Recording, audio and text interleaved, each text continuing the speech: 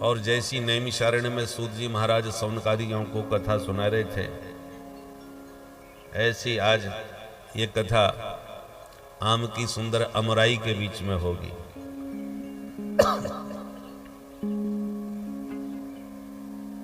मौसम भी है और ठाकुर जी ने कुछ लीला भी ऐसी रची है कि मौसम है तो बड़ा भयंकर गर्मी का, पर ठाकुर जी की कुछ ऐसी लीला है कि जैसी गर्मी होनी चाहिए थी ऐसी हो नहीं रही। आराम से ठाकुर जी ने लीला रची, कुछ अनुकूल वातावरण बना रखा है। तो हमें विश्वास है कि हम लोग 7 दिन ऐसी इस अमराई में आनंद के साथ 7 दिवसीय कथा सुधारस का पान करेंगे, प्रकृति की गोद में बैठ करके। राम जी जब मिथिला में गए तो मिथिला में प्रवेश करने से पहले उनको अमराई बहुत पसंद आई और आम की अमराई में ही राम जी गुरुदेव के साथ विश्राम किए। वहीं आकर के जनक जी महाराज ने उनकी अगुवाई करी। तो राम जी को भी आम की अमराई बहुत पसंद आती है और फलों के राजा हैं ये तो आम्रदेव। तो हम लोग भी आम्र पल्लव, हमारे यहाँ शुभ कर्मों में आम के पत्ते लगाए जाते हैं, कलश आदि में, बंधन बारों में भी पहले आम के पत्ते ही लटकाए जाते थे, आम्र पल्लव। इसलिए हम लोग इस आम की अमराई की छत्र छाया में 7 दिवस पर्यंत गोविंद के गुण गणों की गंगा में खूब जम के गोता लगाएंगे। आप लोग इसी प्रकार से शांत चित्त होकर के श्रवण करें। सबसे पहले मंगलाचरण करते हुए श्री कृष्णाय वयं नमः।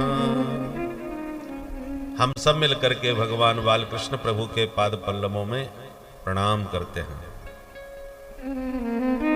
भगवान के पाद पद्म कैसे हैं, गोविंद का स्वरूप कैसा है, स्वभाव कैसा है। सच्चिदानंद रूपाय, भगवान सत घन चित घन आनंद घन है। सच्चिदानंद उनका स्वरूप है। करते क्या हैं, बोले विश्वोत्पत्त्यादि हेतवे, सारा विश्व उन्हीं से उत्पन्न है, उन्हीं में स्थित है और उन्हीं में समा जाता है। और जिनके चरणों का आश्रय लेते ही तापत्रय विनाशाय, जीव के तीनों ताप, दैहिक दैविक भौतिक, तत्क्षण समाप्त हो जाते हैं। ऐसे गोविंद के युगल पादार बिंद में हम बारंबार प्रणाम करते हैं। भगवान व्यासनंदन सुखदेव जी का स्मरण वंदन करके ये मंगलमयी कथा सूत जी सौनकादि ऋषियों को नैमिषारण्य की भूमि में श्रवण करा रहे हैं।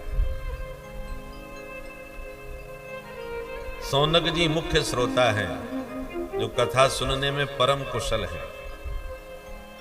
हाथ जोड़ के सूत जी से बोले, महाराज अज्ञान ध्वांत विध्वंस कोटि सूर्य समप्रभा, सूताख्या ही कथा सारम मम कर्ण रसायनम। महाराज हम लोगों का हृदय घोर अज्ञान के अंधकार से भरा हुआ है और आपके पास करोड़ों सूर्य के समान ज्ञान का भंडार है। अपने ज्ञान के सूर्य की एक किरण हमारे कानों में डालिए ताकि हमारे जन्म जन्मांतर का अंधकार मिट जाए। और कृपा करके ये बताएं कि भक्ति ज्ञान वैराग्य और विवेक को बढ़ाने के लिए ये वैष्णव लोग करते क्या है। देखो महाराज, इस समय घोर कलयुग आ चुका है, लोग कठिन साधन कर नहीं सकते।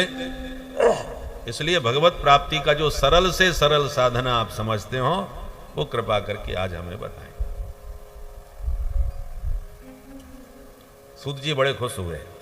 महात्माओं, तुम्हारे मन में मेरे प्रति जो श्रद्धा और प्रेम है उसे देखते हुए आज मैं समस्त शास्त्रों का सार ही तुम्हें सुनाऊंगा। सावधान होकर के सुनिए। ये जो संसार है ना, संसार का अर्थ क्या होता है? संसरति इति संसारः, जो धीरे धीरे सरकता जाए उसी का नाम संसार। ये सरक रहा है किधर? काल की ओर। काल ब्याल मुखग्रास, काल रूपी ब्याल के मुख में धीरे धीरे ये सरकता जाता है। पहले हम बच्चे थे, पता ही नहीं चला कब बचपना हमारा सरक गया, जवान हो गए, पता ही नहीं चला कब जवानी सरक गई, बुढ़े हो गए, और ऐसे एक दिन इस संसार से कब सरक जाएंगे पता ही नहीं। तो काल रूपी ब्याल के मुख में धीरे धीरे हम सरकते जा रहे हैं, इसलिए इसको कहते हैं संसार। यहां शाश्वत कोई नहीं है, परमानेंट कोई नहीं है, सब सरकने वाले हैं। और मौत के नाम से हमको बड़ा डर लगता है, और नाम है इसका मृत्युलोक। बच कोई नहीं सकता। आप कितने भी सामर्थ्यवान बन जाएं, आया है सो जाएगा, राजा रंक फकीर कोई भी हो, कितने बड़े सम्राट बन जाओ, शक्तिशाली बन जाओ, बचेगा कोई नहीं। काल के मुख में सब जाएंगे। और काल के नाम से हमको भय लगता है। काल के इसी भय को मिटाने के लिए श्रीमद् भागवत शास्त्र का प्रादुर्भाव हुआ है। परीक्षित के सामने काल का संकट आया, मैं 7वें दिन मर जाऊंगा। भयाक्रांत हो गए परीक्षित मौत के नाम से। तब सुखदेव जी ने इसी 7 दिन की श्रीमद् भागवत को सुना करके परीक्षित को मौत के भय से मुक्त कर दिया। पर जब देवताओं को पता चला कि भागवत परीक्षित सुन रहे हैं, तो अमृत का कलश लेकर के आए और देवताओं ने प्रार्थना करी सुखदेव जी से कि ये अमृत आप परीक्षित को पिला दीजिए, ये अमर हो जाए। पर इसके बदले में प्रपाश्यामो वयम सर्वे श्रीमद् भागवतामृतम, ये जो भागवत रूपी अमृत है वो आप हम देवताओं को पिला दो। सुखदेव जी बड़ी जोर से हंसे और बोले, देवताओं तुम बड़े ठगिया हो। कांच का टुकड़ा हमें देकर बदले में करोड़ों की मणि मांग रहे हो। ये विनिमय नहीं कहेंगे, इसको ठग विद्या कहेंगे। विनिमय बराबर की वस्तु का होता है। आपके पास चावल है, हमारे पास गेहूं, तो चलो गेहूं तुम ले लो, चावल हमको दे दो, चलेगा, ये विनिमय हो जाता है। परंतु हमारा कांच तुम रख लो और अपनी मणि हमको दे दो, इसको विनिमय नहीं कहेंगे, इसको तो ठग विद्या कहेंगे। मूर्ख बना रहे हो। क्व सुधा क्व कथा लोके क्व कांचः क्व मणिर्महान् ब्रह्मरातो विचार्यैवं तदा देवांजः सः। देवताओं का उपहास करके सूत जी श्री सुखदेव जी महाराज ने उन्हें भगा दिया। और न ददौ स कथामृतम, कथामृत नहीं दिया देवताओं को। ऐसी ये देव दुर्लभ दिव्य कथा है, जो देवताओं के लिए दुर्लभ है, वो आज हमको सुलभ हो रही है। महाराज जब इतनी जोरदार ये भागवत की कथा है, तो आप 7 दिन में ही फटाफट क्यों सुनाते हो? कम से कम पक्ष पारायण, मास पारायण आराम से सुनाओ। इस 7 दिन में ही सुनने की परंपरा कहां से प्रारंभ हो गई? तब सूत जी कहते हैं, ऋषियों, ये परंपरा सनक सनंदन सनातन सनत कुमार जी ने देवर्षि नारद जी को सुना करके प्रारंभ की। सौनक जी चौंकते हुए बोले, सूत जी महाराज, सारा संसार जानता है कि नारद जी 2 घड़ी से ज्यादा टिकते नहीं एक जगह, और आप कह रहे हो कि नारद जी ने 7 दिन बैठ के भागवत सुनी। ये कैसे संभव हो गया? दूसरी बात, जैसे नारद जी घुमक्कड़ हैं, एक जगह टिकते नहीं, ऐसे ही सनकादिक भी घूमते रमते राम हैं, उनका भी कोई आश्रम नहीं। तो दोनों रमते राम संतों का मिलन कहां हुआ, भेंट कहां हुई, और नारद जी के मन में ही भागवत सुनने की उत्कंठा क्यों जगी? ये थोड़ा विस्तार से हमको समझाओ। सूत जी कहते हैं, अच्छा सुनो। एकदा हि विशालायां चत्वार ऋषयो मला सत्संगार्थं समायाता दद्रसोस्तत्र नारदम्। एक समय की बात कि बद्री नारायण धाम में चारों भाई सनकादिक ऋषि सत्संग की कामना से घूम रहे थे कि कोई साधु मिले तो बैठ के सत्संग करें। अचानक नारदम ददृशु, उन्हें दूर से नारद जी दिखाई पड़ गए। चारों भाई प्रसन्न हो गए, नारद भैया से आज बढ़िया सत्संग होगा। परंतु पास में जाके देखा नारद जी बेहद चिंता में डूबे भागे जा रहे थे। चारों भाई आश्चर्यचकित रह गए कि दुनिया की चिंता दूर करने वाले बाबा स्वयं चिंता में डूबे कहां भाग रहे। तो चारों भैयाओं ने देखते ही नारद जी को टोका, रोका। कथम ब्रह्मन दीन मुख कुतश्चिंता तुरो भवान् त्वरितं गम्यते कुत्र कुतश्चागमनं तव इदानीं शून्यचित्तोऽसि गतवित्तो यथा जना तवेदं मुक्तसंगस्य नोचितं वद कारणम्। भो ब्रह्मन कथम दीन मुख। अरे नारद भैया, आपका मुंह कैसे लटक रहा है? आप भागे भागे कहां से आ रहे हो और इधर कहां जा रहे हो? इस समय आपका मुखमंडल ऐसे लग रहा है जैसे महान कंजूस का किसी ने धन लूट लिया हो। बाबा, तुम्हारी कौन सी संपत्ति लुट गई? तुम्हारी अपनी रहने के लिए झोंपड़ी तक तुम्हारे पास नहीं है, हैं? और लुटे व्यापारी की तरह मुंह लटकाए घूम रहे हो। क्या हानि हो गई? नोचितम बद कारणम। आप जैसे मुक्त संग विरक्त महात्मा भी मुंह लटका के ऐसी चिंता में डूबे भागेंगे तो संसारियों का क्या होगा? इसलिए बिल्कुल उचित नहीं लग रहा। आप अपनी परेशानी का कारण हमें बताएं। तब नारद जी ने हाथ जोड़ के कहा, भैया आपको मिले, मैं सच में बहुत परेशान हूं, पर क्यों हूं वो सुनो। आप लोगों की तरह हम भी सत्संग प्रेमी महात्मा हैं और सत्संग का आनंद एकमात्र भारत भूमि में है। इसलिए मैं भारत भ्रमण पर निकला और भारत के लगभग मैंने सारे तीर्थ घूम डाले। पुष्करम च प्रयागम च काशीम गोदावरीम तथा हरिक्षेत्रम कुरुक्षेत्रम श्रीरंगम सेतुबंधनम। इन सारे तीर्थों में मैं घूमा।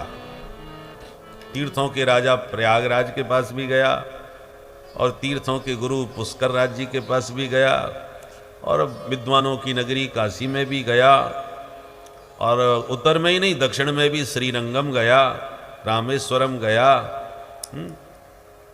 सारे तीर्थ लगभग भारत में मैंने घूमे, पर चित्त को चैन कहीं नहीं मिला, मन को शांति कहीं नहीं मिली।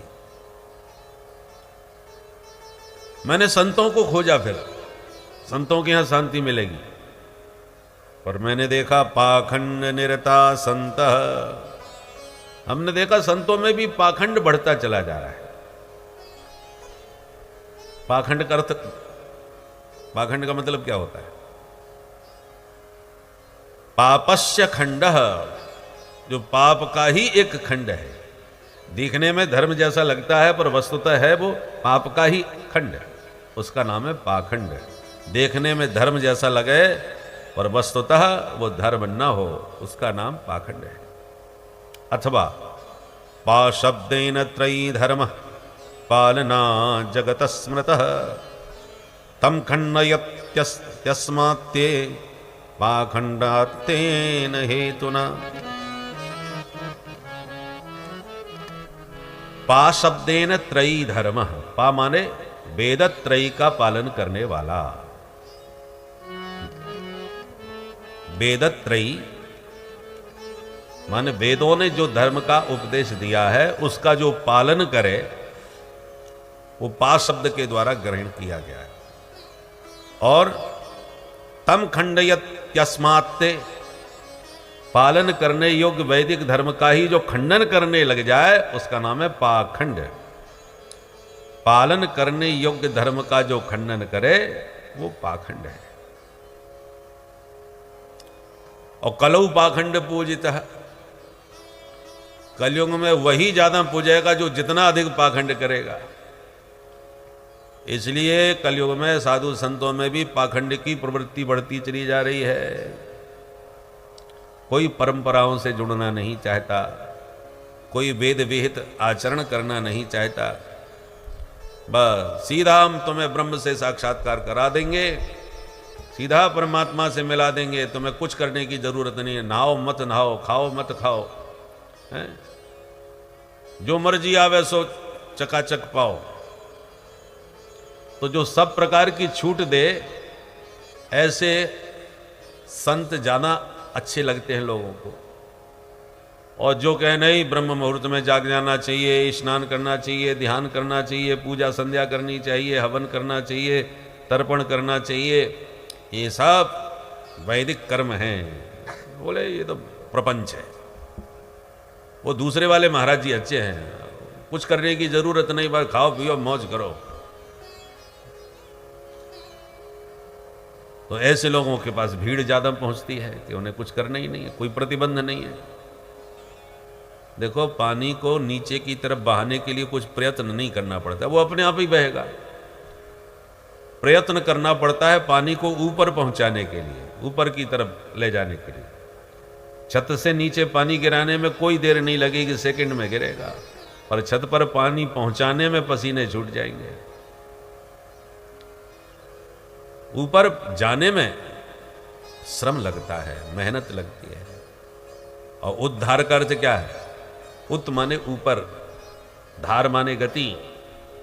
जिसकी गति ऊपर की ओर हो उसी का नाम उद्धार। तो यदि आपको उद्धार करना है तो ऐसी बातों में मौज मस्ती से थोड़ी हो जाएगा।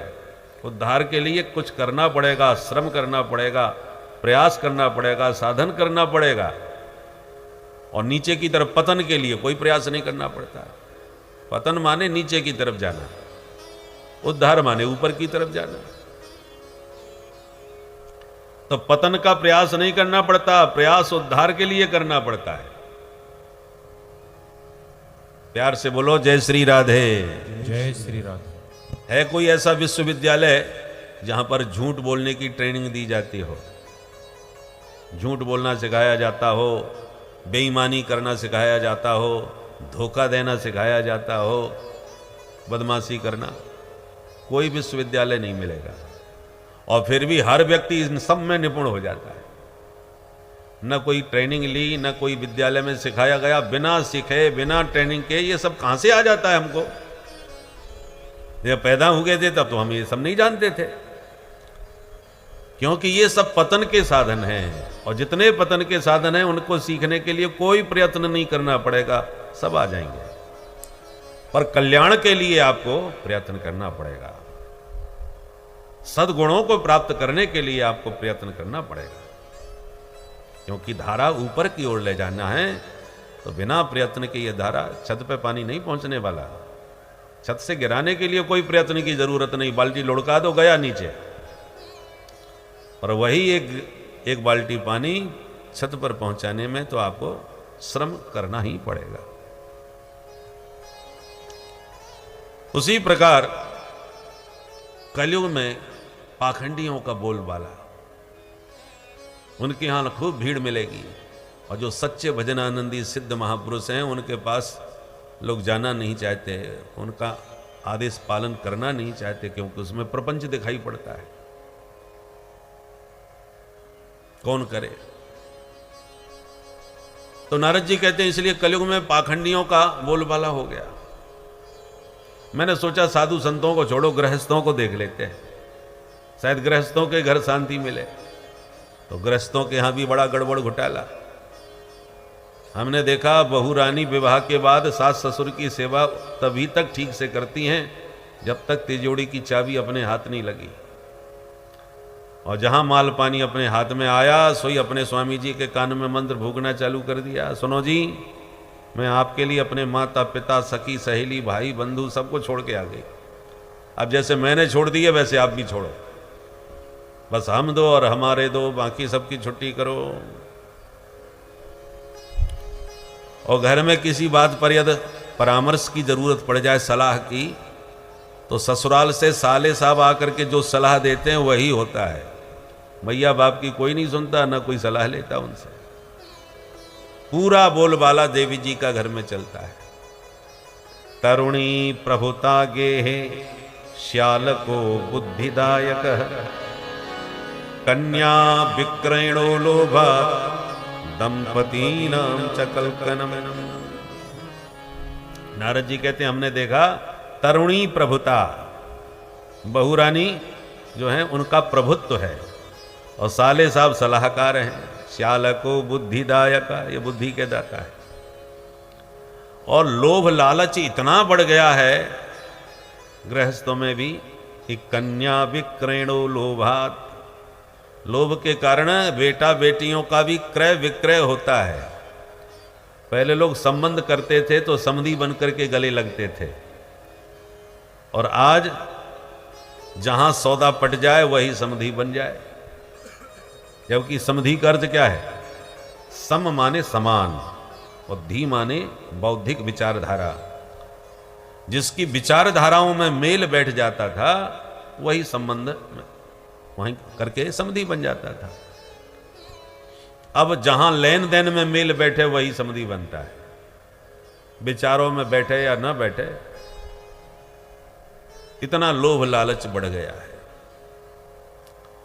मैंने सोचा हे भगवान, ये तो कुएं में भांग, न विरक्त न गृहस्थ, सब गड़बड़ हो गए।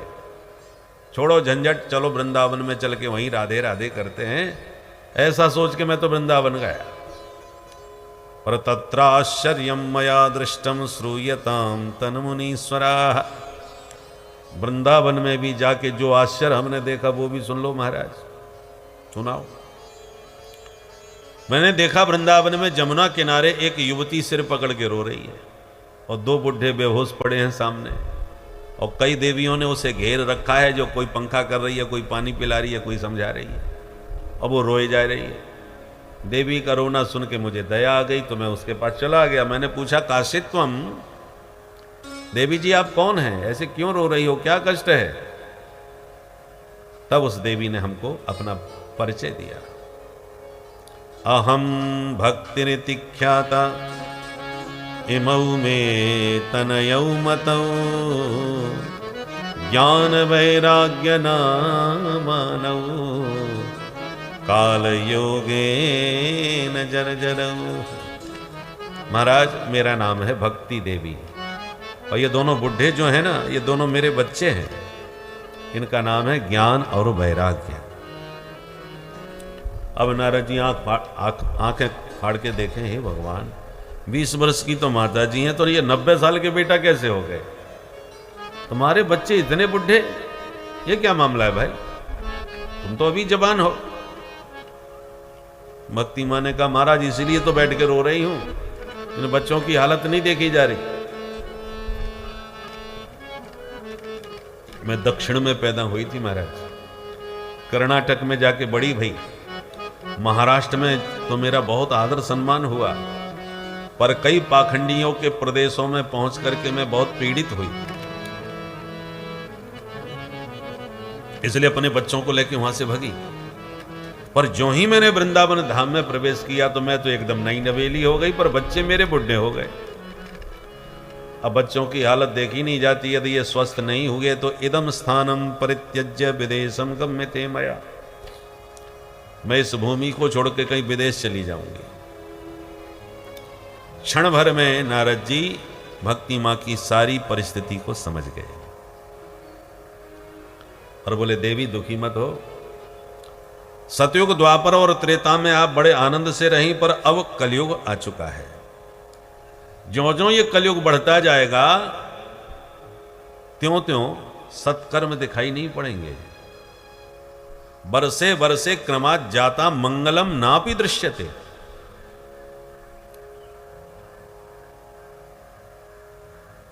इस कलयुग में बुराइयां तो बहुत हैं, कहां तक गिनाएं।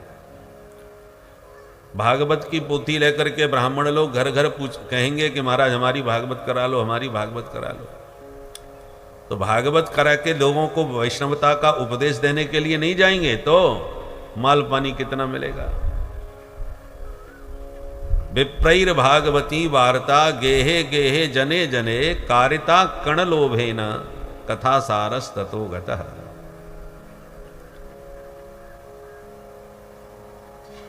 इसलिए कथा का भी सब रस भंग हो जाएगा। बड़े बड़े पाखंडी लोग ध्यान योग सिखाएंगे, बड़े बड़े क्रूर कर्मी तीर्थों में निवास करने लग जाएंगे। तो श्रद्धालु जितने तीर्थाटन के लिए आएंगे उन सारी तीर्थ यात्रियों की श्रद्धा पर पानी फेर देंगे। ऐसे ऐसे उग्र कर्मी लोग तीर्थों में अड्डा बना लेंगे। अत्युग्र भूरि करिमाणो नास्तिका रौरवा जना तेपि तिष्ठन्ति तीर्थेषु तीर्थ सारस ततो गतः। हर चीज में विकृति आ जाएगी। क्या तीर्थ जितने भी सत्कर्म है सभी में कलयुग का प्रभाव दिखाई पड़ेगा। कली दावानले नाद्य साधनम भस्मतांगतः। कलयुग रूपी दावाग्नि में कल्याण के जितने साधन थे वो सब लगभग भस्म होते चले जाएंगे। परंतु देवी आप ये तो अयम तु युग धर्मो ही वर्तते कश्च दूषणम अतस्तु पुंडरीकाक्षः सहते निकटे स्थितः।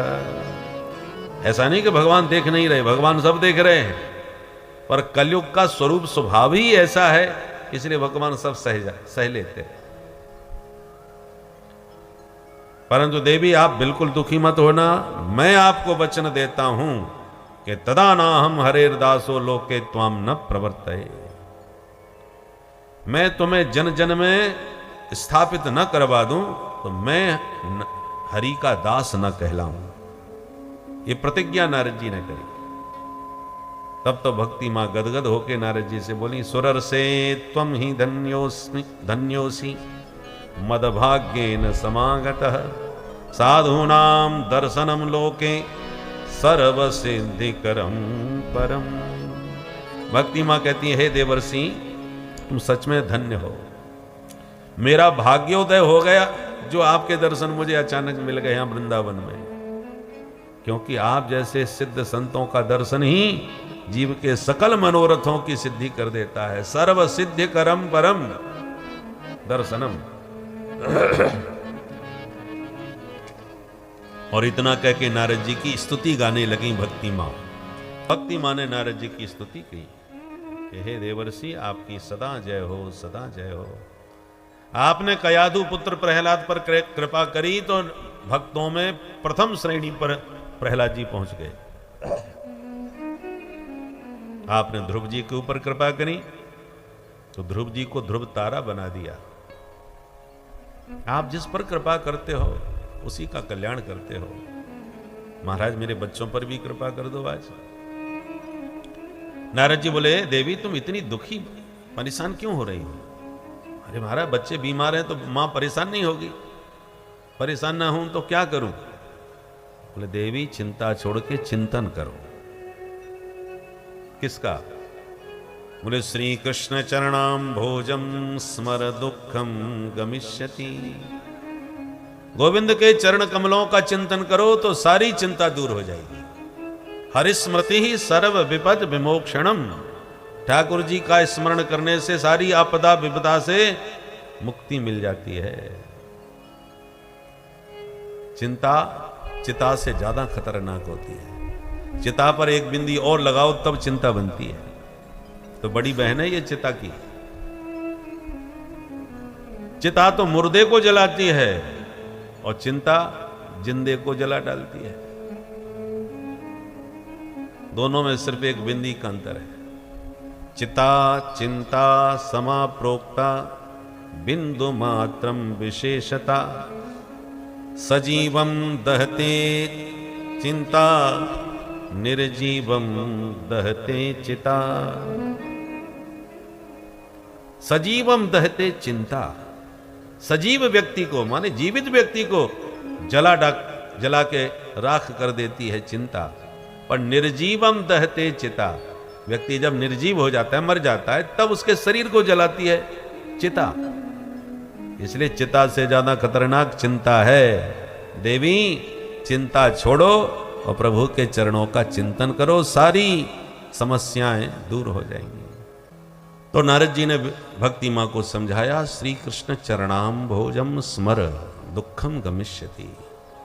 गोविंद के चरण कमलों का स्मरण करो, चिंतन करो, ध्यान करो, दुख विपत्ति सब दूर हो जाएंगी।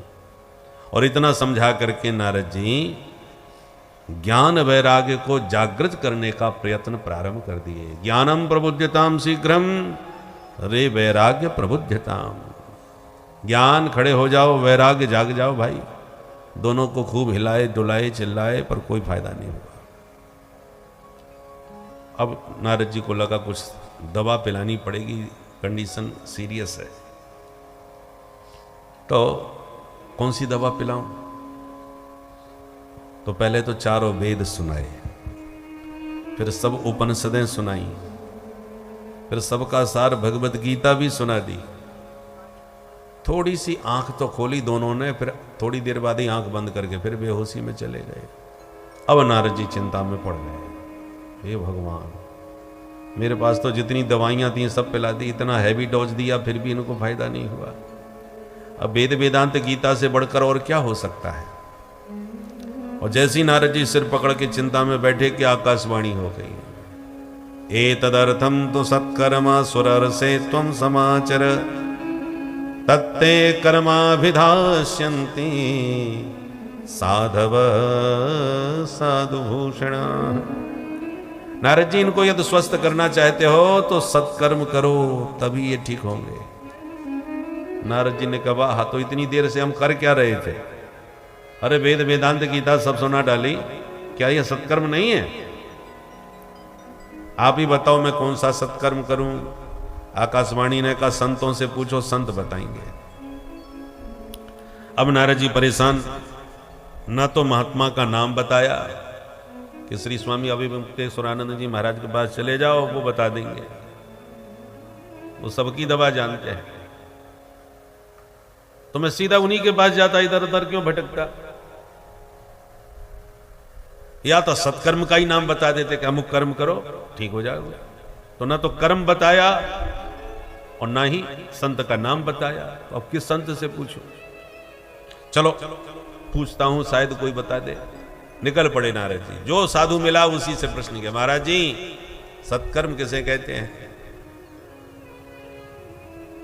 अब नारद जी इतने प्रसिद्ध महात्मा,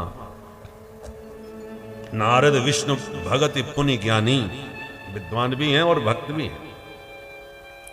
अब वो किसी से प्रश्न करें तो जल्दी से कोई जवाब देने की हिम्मत नहीं कर सकता। छोटे मोटे महात्मा तो वैसे ही हाथ जोड़ लेते हैं, अरे नारद जी महाराज आप ब्रह्मा के बेटा हो, पूरे ब्रह्मांड में घूमते हो, हम आपको बताएंगे कि सत्कर्म क्या चीज है। तो वैसे तो सब महात्मा हाथ जोड़ के ही नारद जी को प्रणाम कर लेते, हम आपको क्या बताएं। और जो बहुत बड़े बड़े संत जगत गुरु थे, महामंडलेश्वर थे, उनके पास गए जिनके लाखों चेला थे, महाराज आपका तो बड़ा नाम है, आप कृपा करके आज हमें बताओ ये सत्कर्म कैसे कहते हैं। अब ये संत घबरा गए कि मना कर दे, हमको नहीं आता तो बेइज्जती हो जाएगी चेलाओं में। और नारद कोई छोटे मोटे महात्मा है नहीं, इनको समझाना संतुष्ट करना तो अपने बस की बात नहीं। तो उन्होंने इशारा कर दिया, आजकल हमारा मौन व्रत चल रहा है, नवरात्रि का व्रत चल रहा है हमारा, मौन है, जब मौन खुले तब बात करना है। और यूं कह के नारद जी को टाल दिया। मूकी भूतास तथान्य तू कियंतस्तु पलायता। कुछ मौन हो गए, कुछ पलायन कर गए, दाएं बाएं चले गए, पर नारद जी को समाधान कहीं नहीं मिला। अंत में नारद जी ने निर्णय लिया कि अब हम किसी से नहीं पूछते, सीधे बद्रीनाथ में चल करके भगवान ज्योतिष पीठाधीश्वर महाराज से ही पूछेंगे। भगवान नर नारायण नित्य निवास करते हैं बद्री विशाल में, वो मिल जाएंगे तो उन्हीं से समाधान करेंगे, समाधान लेंगे। यही सोच के मैं बद्रीनाथ में आया हुआ था हमारा। पर इस बद्रीनाथ में मैंने यही खोज रहा था कि कोई मिले, तब तक आप चारों दिखाई पड़ गए, सनक सनंदन सनातन सनक। और आपने हमारी परेशानी पूछी कि हम क्यों टेंशन में हैं, तो हमने अपनी पूरी कहानी सुना दी कि ज्ञान वैराग बेहोश पड़े हैं वृंदावन में, भक्ति मामा सिर पकड़ के रो रही हैं, आकाशवाणी कहती है कि सत्कर्म करो। अब सत्कर्म क्या चीज है वो कोई बता नहीं रहा हमको। अब आपसे ही प्रश्न है चारों भैयाओं से, आप ही बता दो सत्कर्म किसे कहते हैं।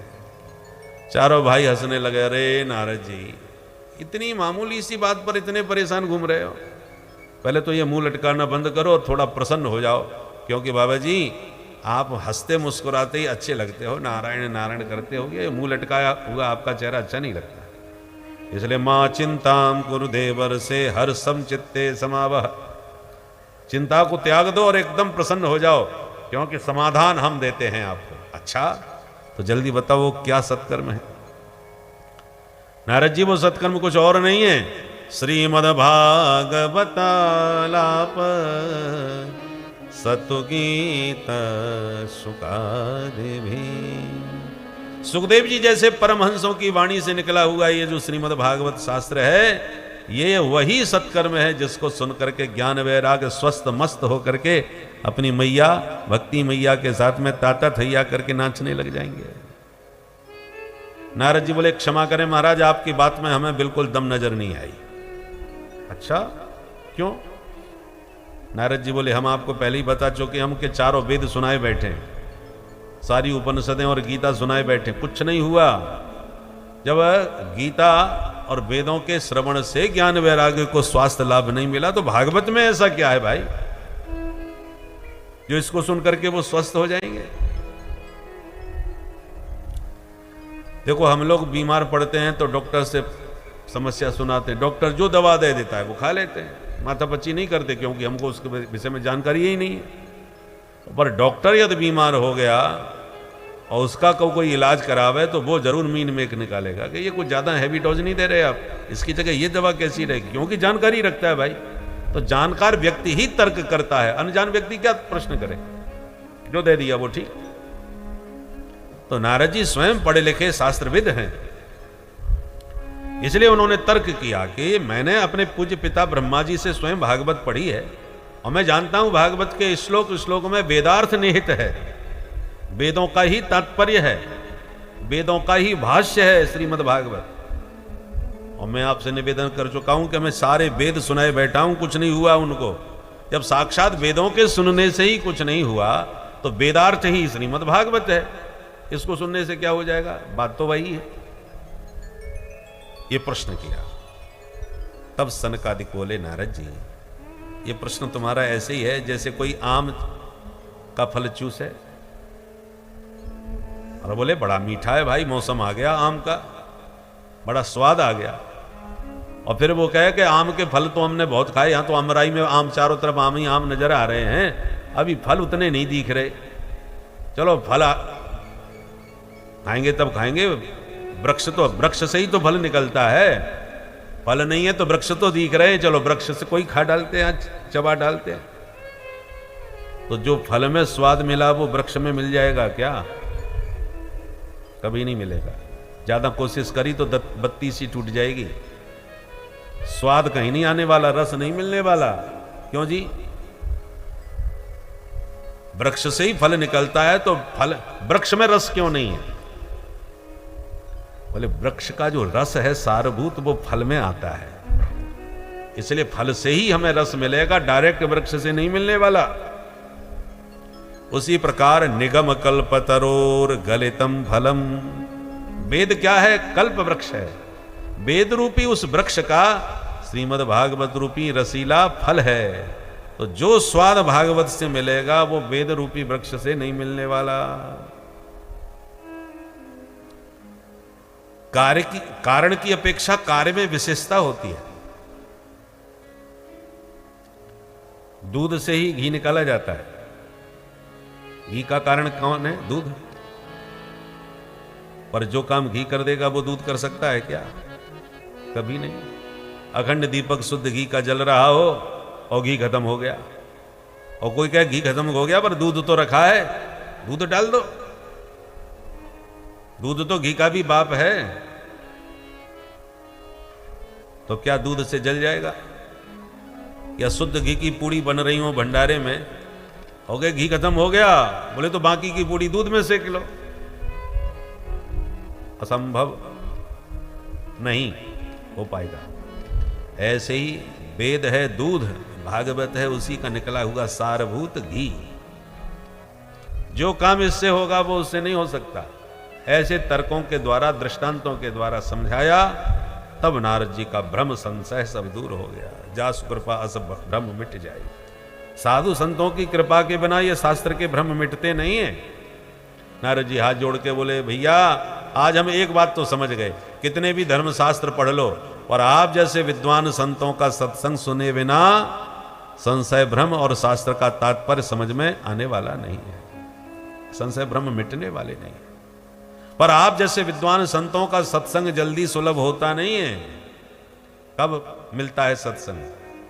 भाग्योदयेन बहुजन्म समर्जितेन सत्संगमं च लभते पुरुषो यदा वै अज्ञान हेतु कृत मोह मदान्धकार ना संविधाय हितदोदयते विवेकः। बहुत जन्मों के जब भाग्य फलीभूत होते हैं तब जीव को विद्वान महापुरुषों का सत्संग सुलभ होता है। सत्संग से क्या मिलता है? उदयते विवेक। व्यक्ति का सोया हुआ विवेक जाग जाता है, विवेक का उदय होता है। जैसे सूर्य का उदय होता है तो क्या होता है? सूर्य के उदय होने पर अंधकार मिट जाता है, रात्रि समाप्त हो जाती है। ऐसे ही सत्संग सुनने से जो हमारा सोया हुआ विवेक है उसका उदय होता है, और विवेक के उदय होते ही, जागृत होते ही मोह की जो निद्रा है वो टूट जाती है, मोह की रात्रि समाप्त हो जाती है, और अज्ञान का अंधकार भी पूरी तरह समाप्त हो जाता है। उदयते विवेकः। इसी का अनुवाद गोस्वामी जी कर रहे हैं।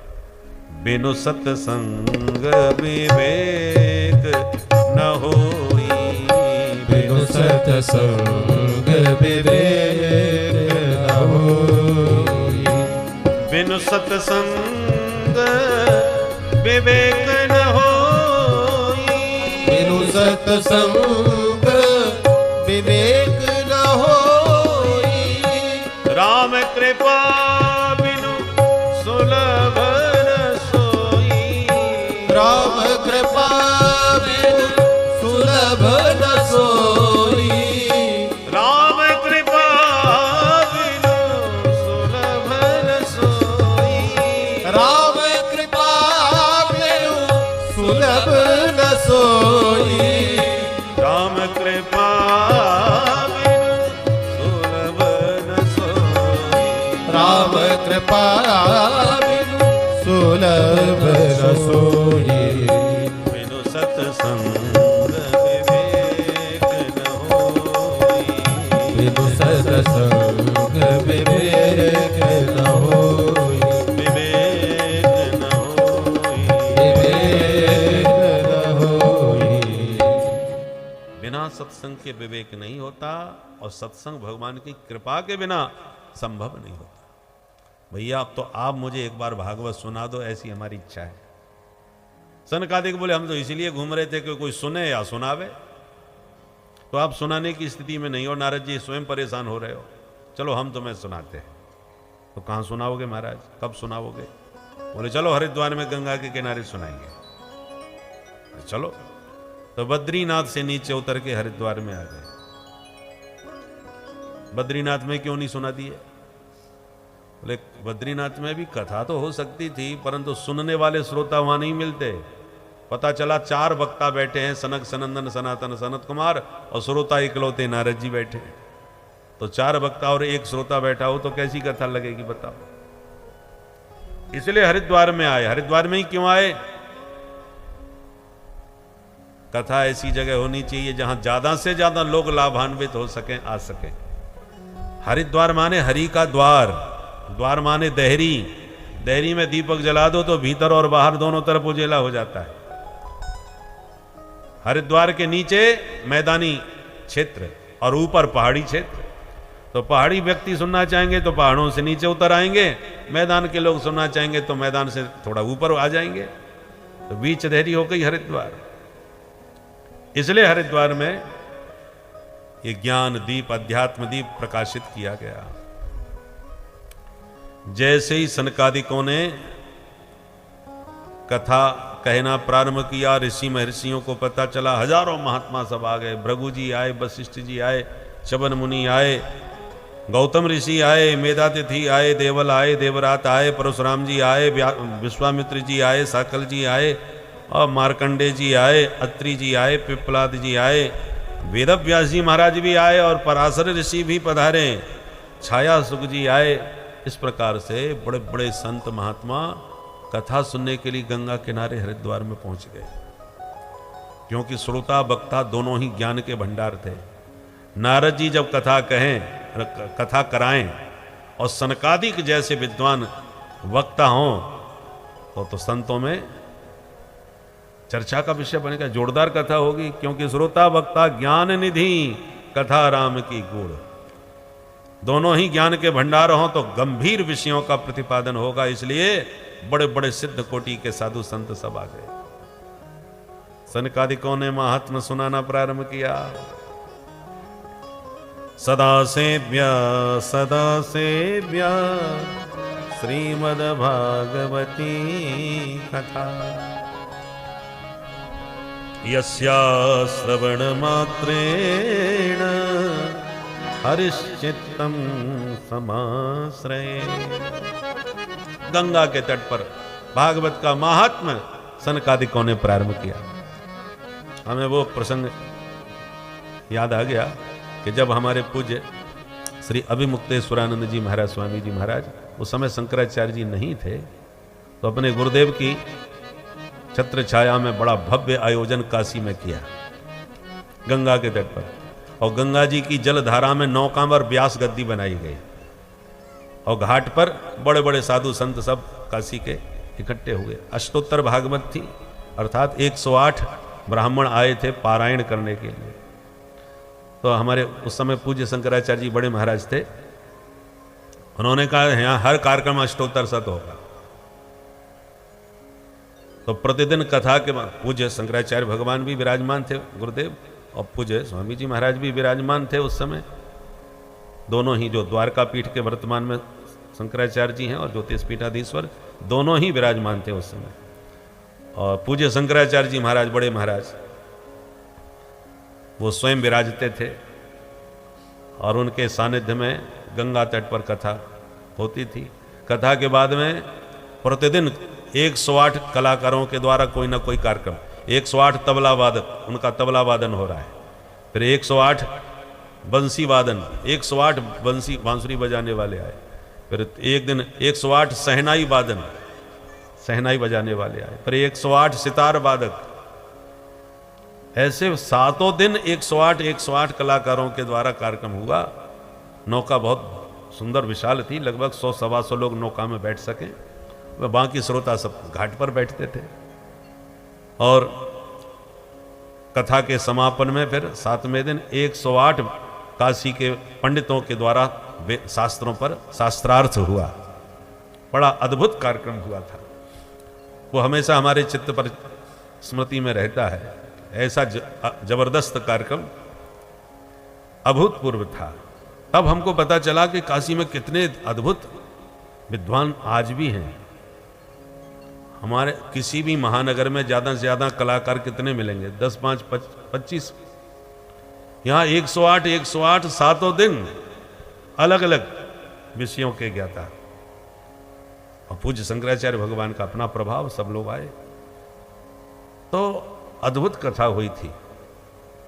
हमको बड़ा आनंद होता था। काशी के बड़े बड़े विद्वान पंडित सब विराजते थे। तो श्रोता वक्ता सभी एक से एक जोरदार हों तो सबके मन में जिज्ञासा उत्कंठा होती है। तो आज नारद जी आयोजक हैं, सनकादिक कथावाचक हैं, इसलिए अद्भुत कथा हुई। सब महात्माओं का समूह उपस्थित हो गया, एक से एक दिग्गज महात्मा।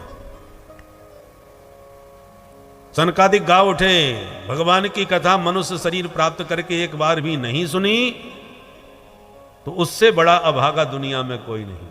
उसका वो तो श्वास लेता हुआ मुर्दे के समान है, जन्म लेकर के जननी को व्यर्थ में कष्ट देने वाला है, गधे के समान है, न जाने कितनी गालियां दी।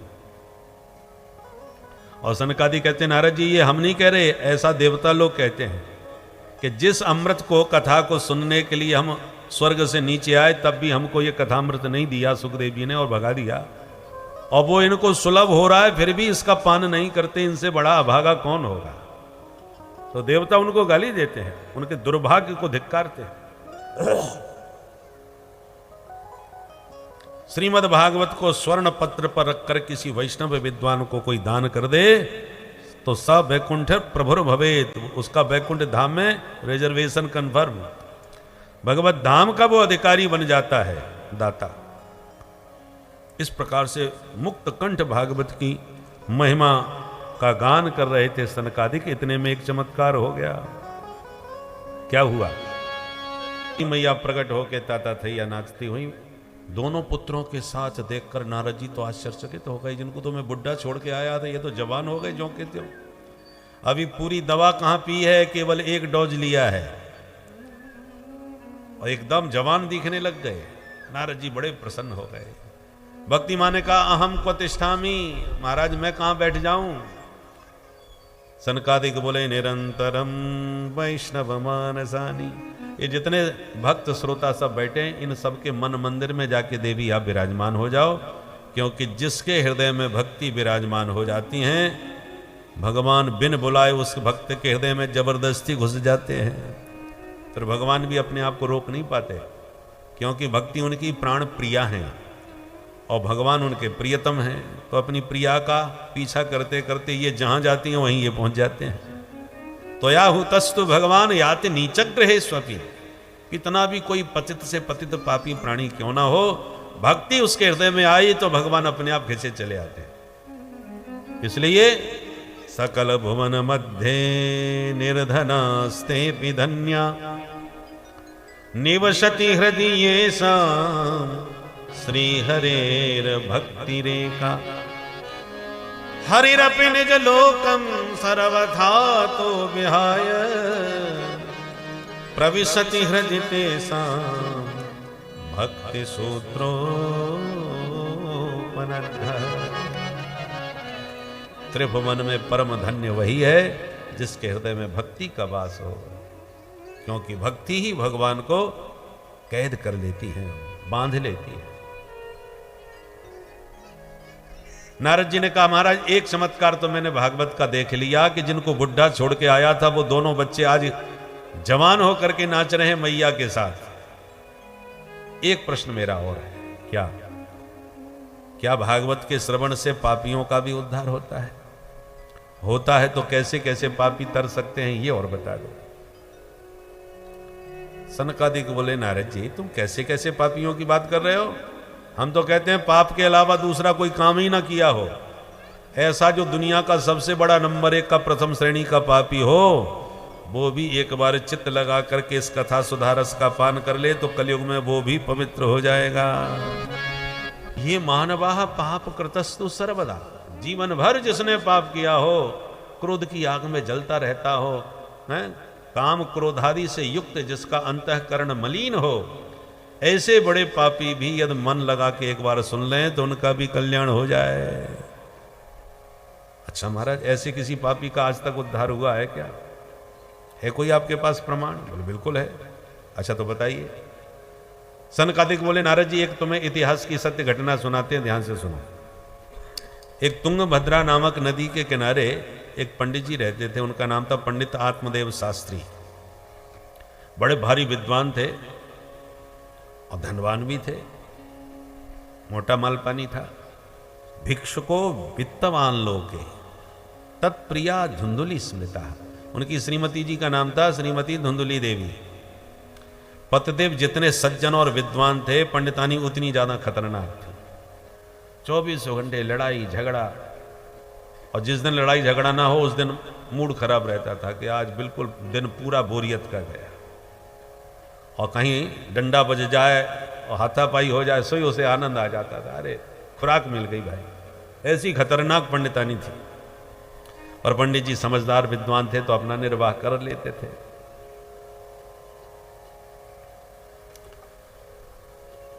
दुर्भाग्य से कोई संतान नहीं हुई। तो संतान नहीं हुई तो एक बार तो पंडित जी को इतनी गिलानी हुई कि घर छोड़ के जंगल में ही आत्महत्या करने चले गए। और जंगल में एक सरोवर के किनारे बैठ कर रोना चालू किया, हे विधाता मुझे सब कुछ दिया पर संतान के बिना सब बेकार कर दिया। पैसा की कमी नहीं, प्रतिष्ठा की कमी नहीं, आदर सम्मान की कोई कमी नहीं, पर संतान के बिना सब बेकार। घर काटने को दौड़ता है, सूना आंगन। ऐसे बैठे बैठे सोच रहे थे, इतने में एक सन्यासी महात्मा निकल पड़े। रोते हुए ब्राह्मण को जब अकेले में देखा तो प्यार से महात्मा ने पूछ दिया, कथम रोदसी विप्रत्वम काते चिंतावलीयसी। पंडित जी आप ऐसे क्यों रो रहे हो, क्या चिंता है, क्या समस्या है, हमें बताओ। सहानुभूति दिखाई तो संत के चरण पकड़ लिए पंडित जी ने। किम ब्रवीमि से दुखम पूर्व पापेन संचितम। महाराज मैं अपना दुख क्या बताऊं, न जाने कौन से जन्म के पाप उदय हुए हैं। भगवान ने सब कुछ दिया है पर संतान के बिना सब चौपट कर दिया है। घर में एक गैया पाल रखी है महाराज, उसके भी कोई बछड़ा नहीं हुआ। पेड़ पौधे लगा रखे हैं, उनमें भी फल नहीं आ रहे। पूर्वजों को जल देता हूं पितृपक्ष में तो वो भी रोते हैं कि मेरे बाद उन्हें कोई पानी देने वाला नहीं। मैं कितना भाग्यहीन हूं, अपने दुर्भाग्य पर रो रहा हूं। महात्मा सुन के मन में मुस्कुराए कि अरे राम राम। जंगल में एकांत में बैठ के ब्राह्मण रो रहा था तो मैंने सोचा ठाकुर जी की याद में ही रो रहा होगा, पर ये तो बेटा के लिए रोने बैठा है यहां। तो महात्मा प्यार से समझाने लगे, सुनो पंडित जी, मुंचा ज्ञानम प्रजारूपम बलिष्ठा कर्मणो गति विवेकम तो समासाद्य त्यज संसार वासना।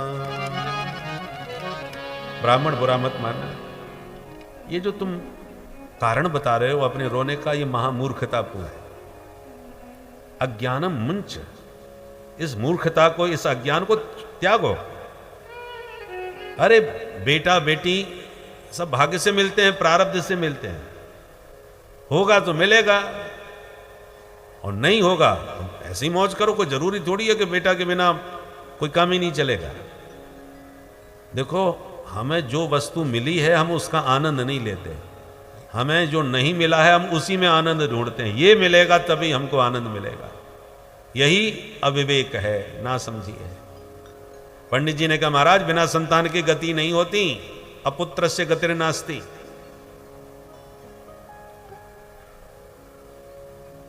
महात्मा बोले सुनो,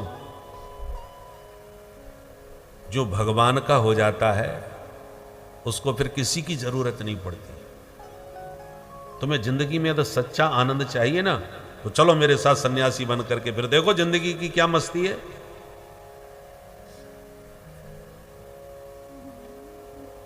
पंडित जी हाथ जोड़ के बोले सुनो महाराज जी, तुम बाबा बैरागी क्या समझोगे कि संतान का सुख क्या होता है। सन्यासी जीवन में क्या क्या रखा है। बीमार पड़ जाओ तो कोई देखने पूछने वाला नहीं मिलता, पड़े रहो कोने में कहीं जंगल में। हम गृहस्थों का जीवन अलग ही होता है।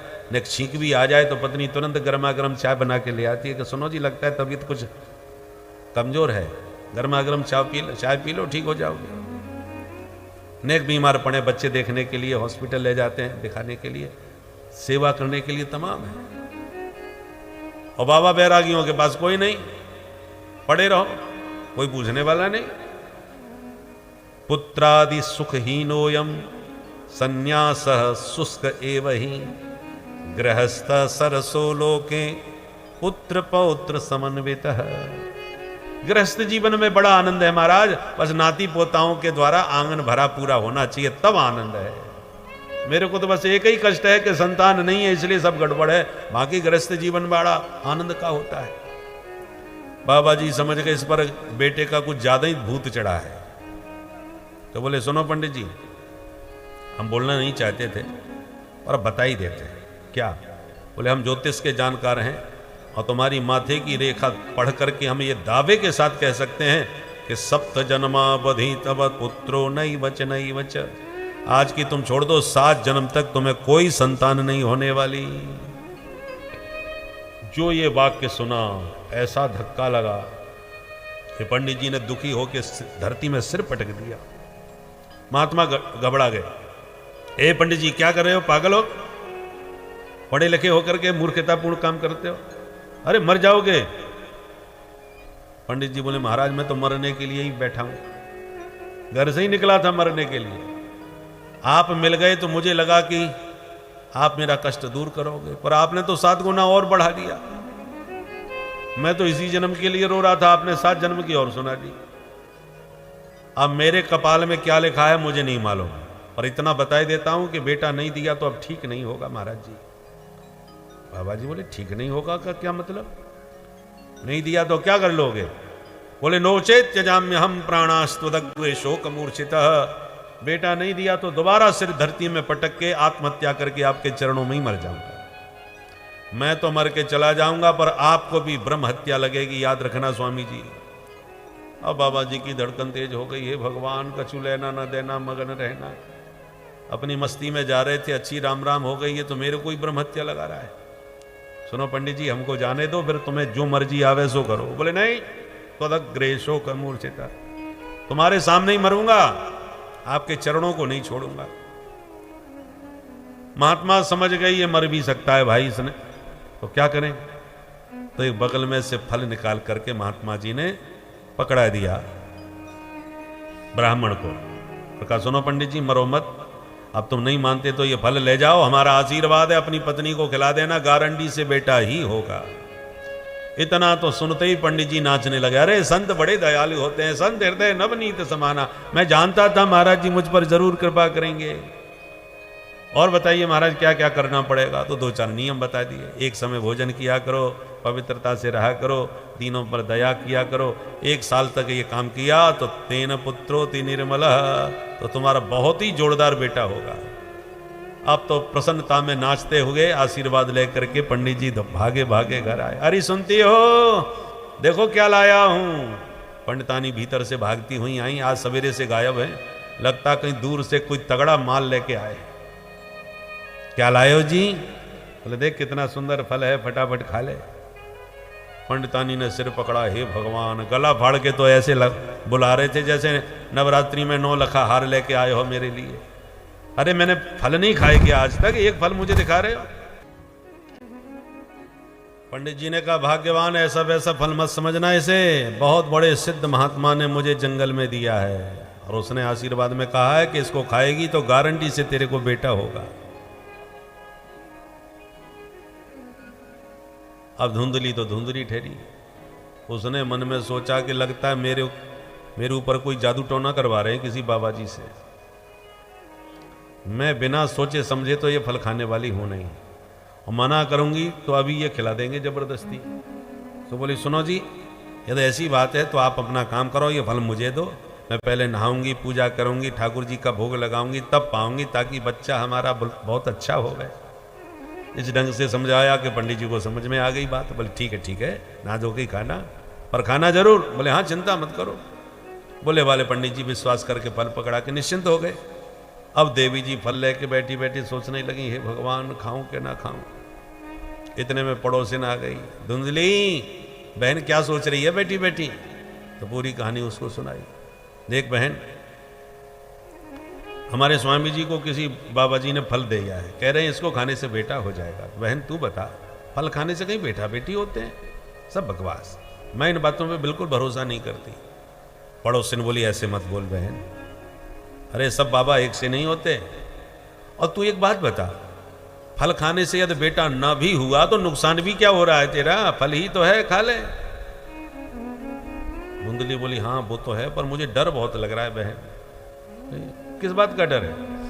बोले फल भक्षेण गर्भस्यात् गर्भेणोदर वृद्धता स्वल्प भक्षम ततो शक्ति गृह कार्यम कथम भवेत्। मैंने यदि फल खा लिया और सचमुच में मैं पेट से हो गई तो बहन मैंने ऐसा सुना है, मैं सोचती हूं पहले तो कि पेट में यदि मेरे बच्चा होगा तो भोजन मेरा कम नहीं हो जाएगा। पेट तो मेरा वही है, आज एक बैठक में 10 रोटी खाती हूं, तो बच्चा यदि पेट में होगा तो आधी रोटी नहीं रह जाएंगी, 5 ही खा पाऊंगी। और मैंने भोजन कम किया तो मैं कमजोर हो जाऊंगी, और कमजोर हो पाई तो बहन कमजोर को सब सताते हैं। आज पूरे मोहल्ले में किसी की हिम्मत नहीं मेरे से आंख उठा के बात कर ले, और कमजोर हो गई फिर तो सब मेरे को आंख दिखाने लग जाएंगे। स्वल्प भक्षम ततो अशक्ति ही, कम खाऊंगी तो मैं शक्तिहीन हो जाऊंगी, कमजोर पड़ जाऊंगी। कमजोर को सब सताते हैं। और ना भी हुआ, कमजोरी न भी आई तो मैंने एक बात और सुनी है, गर्भवती स्त्री ज्यादा काम ही नहीं कर सकती। तो बहन तू बता, घर के काम तो मैं स्वयं करती हूं, नौकर चाकर तो रखती नहीं। यदि मैं काम ही नहीं कर पाऊंगी तो मेरे घर का काम कैसे होगा, कौन करेगा? पड़ोसी ने बोली ये कोई बहुत बड़ी समस्या नहीं है और ना कोई कमजोरी आने वाली है, छोटे मोटे काम तो तू कर ही लेना, और नहीं तो एक काम कर, अपनी ननद को बुला लेना। अरे जब तू मां बनेगी तो तेरी ननद भी तो बुआ बनेगी, और तुझे उसे कुछ ना कुछ तो बधाई देनी पड़ेगी। तो जब वो बधाई लेने आएगी और तुझे देनी पड़ेगी तो तू 4 महीना पहले ही क्यों ना बुला ले उसे, बाकी काम उसी से करवा, करके भी काम होते जाएंगे। बाद में जब बधाई देनी है तो थोड़ी बधाई अच्छी सी दे करके उसे खुश कर देना। नौकर रखने में तो बहुत खर्चा होगा, अपनी ननद को बुला ले, सब काम उसी से करवा, बाद में उसे खुश कर देना कुछ थोड़ा बहुत दे करके। धुंधली बोली मेरी ननद का नाम मत लेना बहन, वो महाचोटी है, जब जब घर आती है तब तक न जाने कितना माल मेरे घर का गायब हो जाता है। पड़ोसी ने बोली तो घर के काम तो जैसे तैसे होते रहेंगे बहन, पर फल तो खा ले। धुंधली बोली तू कहती है तो बहन खा तो लूंगी फल, पर एक डर और लगता है। क्या? मैंने सुना है सुखदेव जी मैया के पेट में पूरे 12 साल तक रहे थे, क्या ये सही बात है? पड़ोसी ने बोली सुनी तो मैंने भी है, सही होगी। धुंधली बोली तो इतनी बड़ी रिस्क मैं नहीं ले सकती बहन, मेरा बच्चा तो कहीं 5 साल भी रह गया तो मैं तो जीते जी मर लूंगी। एवं कुतर्क योगेन तत्फलम नैव भक्षितम। इतने कुतर्क कर डाले धुंधली ने कि अंत में फैसला किया मैं तो अपने जीवन को खतरे में नहीं डालूंगी, इस फल को नहीं खाने वाली। पड़ोसी ने समझा के चली गई, उसकी खोपड़ी और खराब हो गई। थोड़ी देर में घूमती फिरती अचानक छोटी बहन आ गई धुंधली की, तो इसने छोटी बहन को पूरी कहानी सुना दी और बोली बहन तू बता मुझे क्या करना चाहिए, फल को खाना चाहिए कि नहीं? अब छोटी बहन यही चाहती थी इसके कोई बच्चा ना होवे तो ये मेरा बच्चा कहीं गोद ले ले तो इसकी सारी संपत्ति मेरी हो जाएगी। वो अपनी जुगाड़ में थी, इसलिए उसने धुंधली का माथा खराब कर दिया। बहन तू पागल भई है, फल खाने से कहीं बेटा बेटी होते हैं, सब बकवास। धुंधली बोली बस यही तो मैं कह रही हूं, पर मेरी कोई मानता ही नहीं। अब तू बता इस फल का क्या करूं मैं? छोटी बहन बोली एक काम कर, मेरे तो तमाम बच्चे हो चुके हैं, एक और होने वाला है, पेट में है, और तेरे कोई बच्चा नहीं है, तो हमें तुम्हें कोई अंतर है क्या बहन? अब की बार जो मेरा बच्चा पेट में है वो अभी से तेरा, किसी को पता नहीं चलेगा, मैं चुपचाप तुझे दे जाऊंगी, तुझे बेटा भी मिल जाएगा, कोई टेंशन नहीं, कोई खतरा नहीं। और रही बात इस फल की, तो जैसे तेरे कोई बच्चा नहीं वैसे तेरी गाय के भी तो कोई बछड़ा नहीं है, ये फल गैया को खिला दो, बाबा के फल में कितनी दमखम है सब समझ में आ जाएगी। अरे फल में यदि कोई चमत्कार है आशीर्वाद का तो देखें गैया के क्या होता है, तो फल की भी परीक्षा हो जाएगी, बेटा तुझे मैं दे ही दूंगी। धुंधली बोली वाह बहन, बहन हो तो तेरी जैसी, 1 मिनट में सारी समस्या ही तूने मेरी खत्म कर दी। दोनों बहनों में बातें हो गईं और गाय को फल खिला दिया। समय पाकर के छोटी बहन के बेटा हुआ, उसने रात में लाके चुपचाप धुंधली को सौंप दिया। सवेरा होने पर धुंधली ने अपने पति से कह दिया, महाराज देखो रात में आज बेटा हो गया। अब खुशी के मारे पंडित जी तो नाचने लगे, पूरे गांव में मिठाइयां बंटवाई और उत्सव मनाया। उसके 3 महीने बाद पंडित जी की गाय के भी बेटा हो गया। सर्वांग सुंदरम दिव्यम निर्मलम कनक प्रभम। गाय का बेटा सर्वांग सुंदर, मनुष्य जैसा, केवल कान गाय जैसे लंबे थे। पूरा गांव उमड़ पड़ा, भैया भगवान देते हैं तो छप्पड़ फाड़ के देते हैं, कहां तो पंडित जी के एक भी बच्चा नहीं, अब गाय के भी बेटा हो गया। देखो पंडित जी का आनंद दुगना हो गया, 2 बच्चे हो गए। संत का आशीर्वाद। बच्चों के नामकरण किए, गाय के बेटे का नाम रखा गौकर्ण। वो अपने बेटे का नाम सोचने लगे कि धुंधली खड़ी हो गई, सबके नाम आप ही क्यों रखोगे, बच्चा मेरा है, 9 महीने पेट में धरा है तो नाम ही मैं ही धरूंगी। अच्छा बोल क्या रखेगी? बोले मेरा नाम धुंधली, मेरे बच्चे का नाम धुंधकारी होना चाहिए। ठीक है, जैसी तुम्हारी मर्जी। दोनों बच्चों ने बड़े होके खूब नाम कमाया, किंतु एक हुआ विख्यात और दूसरा हुआ कुख्यात। गौकर्ण पंडितो ज्ञानी धुंधुकारी महाखलः। गौकर्ण जी महान विद्वान प्रसिद्ध हो गए और धुंधकारी दूसरी तरफ महान खल, जो खाए और लड़े, 2 ही काम है, ऐसा खल हुआ। धीरे धीरे धुंधकारी ने चोरी, फिर डकैती, फिर अपहरण आदि पाप कर्म करने चालू कर दिए। इतना प्रसिद्ध हो गया महाराज आतंकवादियों में कि आए दिन पुलिस परेशान करने लगी पंडित जी को। अब पंडित जी सिर पकड़ के रो गए। क्व तिष्ठामि क्व गच्छामि को मे दुःखं व्यपोहये प्राणास्त्यजामि दुःखेन हा कष्टं मम संस्थितम्। कहाँ जाऊं, कहाँ बैठूं, किसको सुनाऊं? ऐसी जिंदगी से तो अच्छा है कहीं जाके मर ही जाऊं। मेरे जीवन भर की सारी संपत्ति इसने बर्बाद कर दी, मान प्रतिष्ठा समाज में थी वो सब चौपट कर दी। अब जीने के लिए बचा ही क्या है, मरने को चल दिए। पहले मरने जा रहे थे, बेटा नहीं है, अब मरने जा रहे हैं, बेटा क्यों है? गौकर्ण जी ने पिता की स्थिति को समझ लिया, हाथ पकड़ के बैठाया और प्रेम से समझाया, पिताजी अच्छा मुझे ये बताओ, आप दुनिया में सुखी किसे मानते हो? अरे बेटा ये संपन्न लोग और ये सब सुखी ही हैं, मुझे तो सभी सुखी नजर आते हैं, मैं ही गया गुजरा हूं। गौकर्ण जी कहते हैं पिताजी हर व्यक्ति यही समझता है कि जिंदगी में बड़ा, लोगों के जीवन में कितना आनंद है, मैं ही परेशान हूं। कोई भी सुखी नहीं है इस दुनिया में। न चेन्द्रस्य सुखम किंचित न सुखम चक्रवर्तिनः। तुम चक्रवर्ती राजा से जाकर के पूछोगे तो वो भी टेंशन में मिलेगा, सब परेशान हैं। अरे घर का जो मालिक होता है वो टेंशन में कितना रहता है, खर्चा पानी बहुत बढ़ रहा है, क्या कर रहे हैं भैया, सिलेंडर नहीं मिल रहा, ये नहीं मिल रहा, तमाम प्रकार के झंझट होते हैं।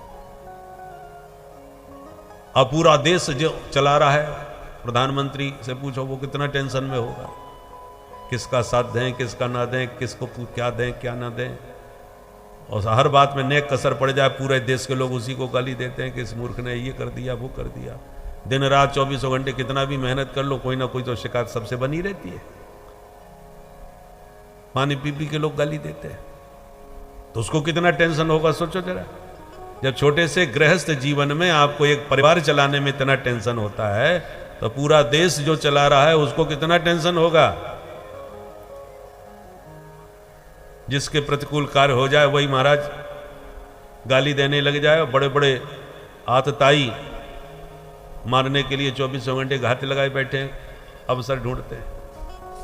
और जो सारे विश्व का चौधरी बनना चाहता है उसको कितना टेंशन होगा कि बताओ हमने सोचा जल्दी निपट जाएगा, ये तो भाई नाक में दम कर दिया हमारा। तो जितने बड़े बड़े लोग दिग्गज आपको हम लोग उनको सुखी समझते हैं कि ये बड़े पावरफुल लोग हैं, सबसे ज्यादा टेंशन में वही लोग रहते हैं। तो फिर बेटा सुखी है कौन इस दुनिया में? बोले पिताजी एक ही सुखी है। कौन? सुखमस्ति विरक्तस्य मुनिरेकांत जीविनः। जो नितांत एकांत में शांत बैठ के हरि का भजन करके मस्त हैं, वे संत ही सुखी हैं। बाकी दुनिया में सब दुखी हैं। नानक दुखिया सब संसार। ये शब्द सुनते ही आत्मदेव जी को वो सन्यासी की बात याद आ गई। वो बाबा जी ने भी यही कहा था कि सन्यासे सर्वथा सुखम, और गोकर्ण भी वही बात कह रहा है, बात में दम है। बोले बेटा बात तो तेरी समझ में आ रही है कि सन्यास में ही सुख है, पर अब सन्यास कैसे लूं? मन तो भगवान के भजन में कहीं लगता नहीं। तब गोकर्ण जी ने 2 श्लोकों में दिव्य उपदेश दिया, सारे शास्त्रों का सूत्र रूप में ही उपदेश दे दिया। देहिस्तिमां सरुधरे भीमतिं त्यजत्वं जाया सुतादिषु सदा ममतां विमुञ्च पश्यानिशं जगदिदं क्षणभङ्गनिष्ठं वैराग्यरागरसिको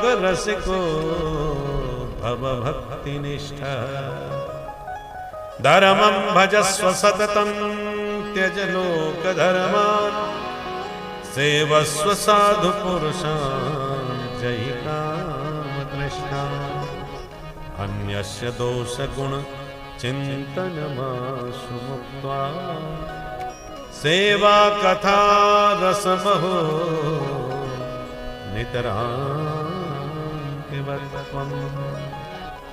इन 2 श्लोकों का निरंतर चिंतन करना चाहिए प्रत्येक मनुष्य को।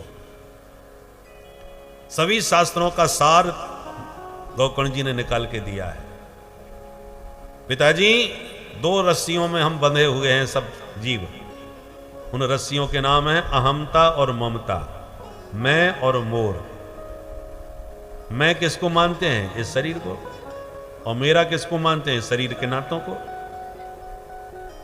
ये 2 ही रस्सियां हैं जिसमें हम बंधे पड़े हैं। मैं और मोर तोरते माया। माया के ये 2 ही फंदे हैं। इन फंदों से धीरे धीरे अपने को मुक्त करो। मैं शरीर नहीं, मैं शरीरी हूं, आत्मा हूं, अविनाशी हूं। और मेरा संसार में कोई नहीं। मेरा यदि कोई है तो केवल मेरे प्रभु हैं। प्रभो रहम मम प्रभो, मैं प्रभु का हूं और प्रभु ही एकमात्र मेरे हैं। बस ये 2 रस्सियों के बंधन को खोल दो, आप मुक्त हो गए। कहना बहुत सरल है पर खोलना बड़ा मुश्किल है। यद्यपि मृषा छूटत कठिनाई, जड़ चेतना है ग्रंथि पर गई। एक होती है घुर्र गांठ, जो जो खोलो त्यों तो उलझती चली जाती। कभी कभी जनेऊ उलझ जाता है ना, जनेऊ धारण करने वाले जानते होंगे। कभी कभी जनेऊ ऐसा उलझता है कि खोपड़ी खराब हो जाती है सुलझाने में। ऐसे ही जड़ और चेतन की ऐसी गांठ पड़ गई है बंधन की कि इसको जितना हम खोलते हैं उतना उलझती चली जाती है, जल्दी सुलझ नहीं पाती। मैं और मेरा, मैं कौन हूं अपने आप को पहचानो, और मेरा कौन है उस अपने को पहचानो। जिसने मैं और मेरा का शोधन कर लिया, समझ लिया, समझ लो मुक्त हो गया। गोकर्ण जी कहते हैं पिताजी वैराग्य के रसिक बनो, संसार के राग में न पड़ो।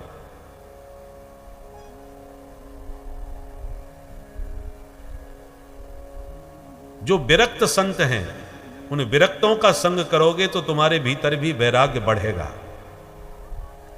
और प्रपंचियों के संग में पड़ोगे तो प्रपंच बढ़ेगा।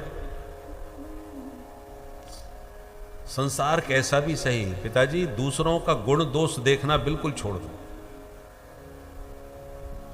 किसी का दोष देखोगे तो उसके प्रति घृणा होगी, और किसी में गुण देखोगे तो उसमें आसक्ति होगी। दोनों ही ठीक नहीं। इसलिए अन्यस्य दोष गुण चिंतन माशु मुक्त्वा, न दोष देखो न गुण देखो। देखना है तो अपने आप को देखो। कि हम इतने साल के हो गए, जिंदगी में अब तक हमने क्या किया और आगे हमें क्या करना चाहिए, क्योंकि शरीर शाश्वत नहीं है। ये पंचायती धर्मशाला है, कभी भी मैनेजर आपको निकाल बाहर करेगा, परमानेंट नहीं रहोगे इसमें। पुराने जमाने में शहरों में धर्मशालाएं हुआ करती थी, यात्री आके रुकते थे, काम धंधा करके निकल के चले जाते थे। अब कोई धर्मशाला में ही कब्जा करके बैठना चाहे तो थोड़ी बैठ पाएगा, 2-4 दिन के लिए आप रह सकते हो। ऐसी ये पंचायती धर्मशाला है, किन पंचों ने बनाई है? ये शरीर पंचायती धर्मशाला है, इसमें परमानेंट थोड़ी रहोगे। कोई 50 साल रह लिया, कोई 70 साल, ज्यादा से ज्यादा 100 साल रह लोगे, बस अंत में काया कुटी खाली करना पड़ेगा, छोड़ के तो जाना पड़ेगा। एक क्षण का भी पता नहीं है कि कब निकाल दिया जाए इस धर्मशाला से बाहर।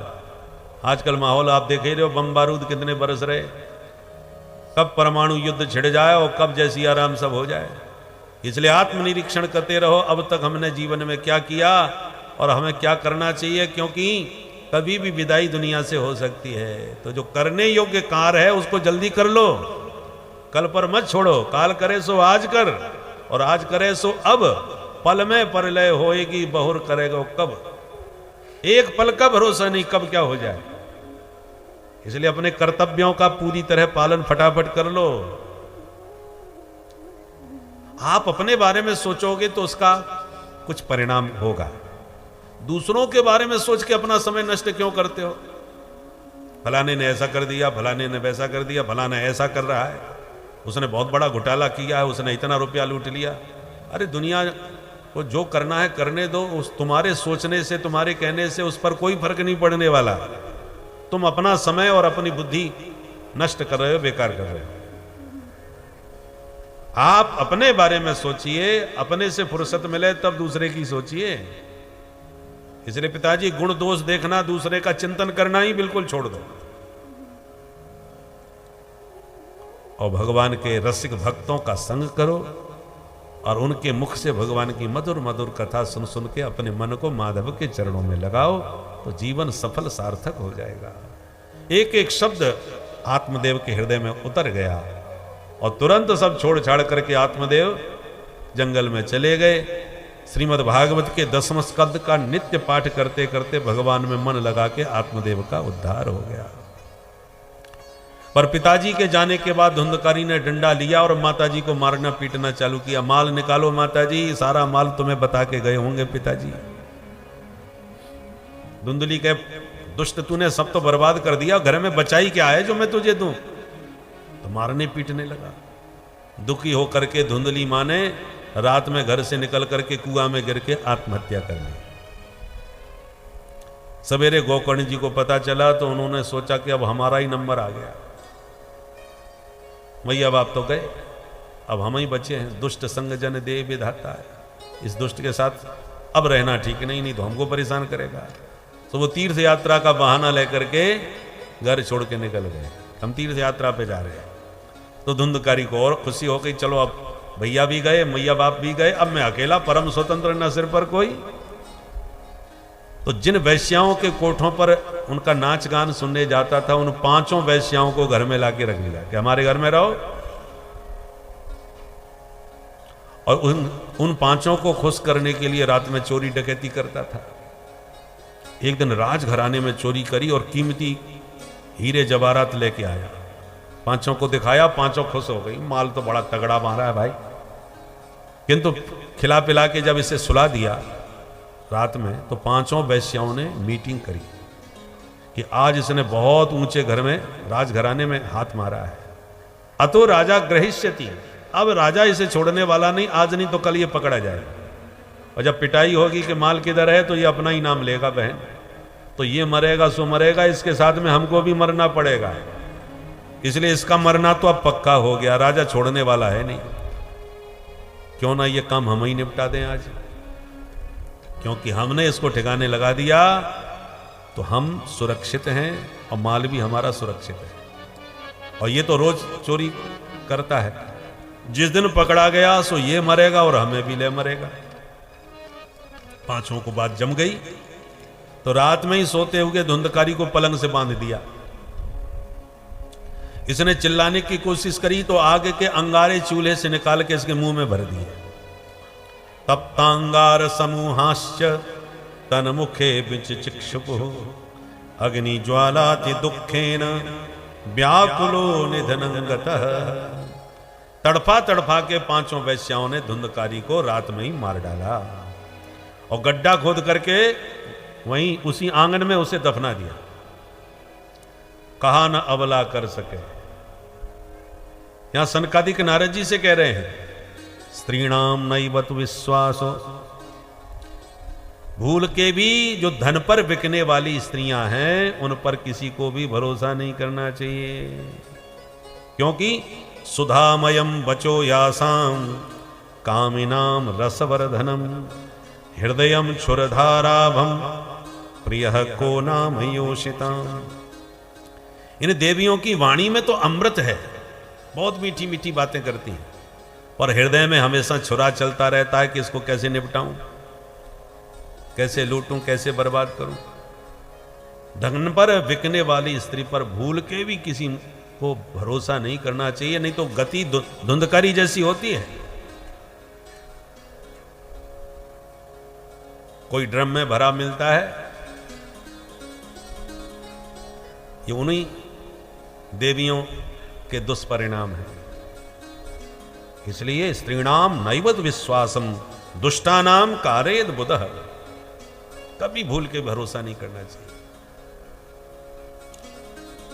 अब धुंधकारी भूत बन के भटकने लगा उस अपने भवन में, और देवियां तो भाग गई। गौकर्ण जी को घटना का पता चला तो उन्होंने गया में जाके श्राद्ध किया माता पिता और भैया का। लौट के अपने गांव आए, रात में घर में विश्राम किया, क्योंकि घर में कोई रहने वाला ही नहीं था। जिस घर में कोई नहीं रहता, दीपक भी नहीं जलता, तो भूतवास हो जाता है।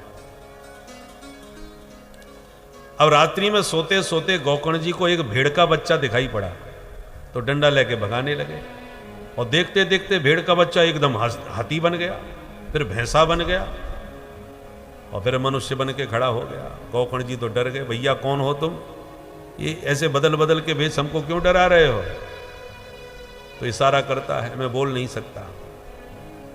गौकर्ण जी ने हाथ में जल लिया, मंत्र पढ़ के जो मारा, तुरंत वह प्रेतात्मा बोलने लग गया और हाथ जोड़ के बोला, अहम भ्राता त्वदीयोस्मि धुंधुकारीति नामतः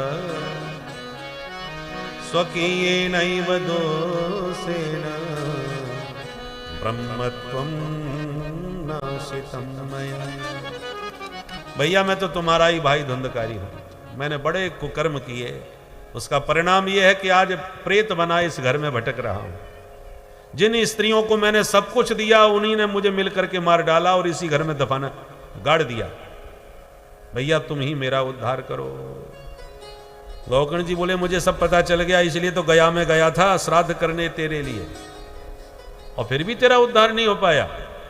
धुंधकारी बोला, 100 श्राद्ध कर लो, कुछ नहीं होने वाला, क्योंकि हम नंबर 1 के हैं, छोटे मोटे पापी न समझना। गया श्राद्ध सतेनापि मुक्तिर में न भविष्यति। गया में 100 श्राद्ध करने पे भी मेरी मुक्ति नहीं होने वाली, कुछ उपाय और सोचना पड़ेगा तगड़ा।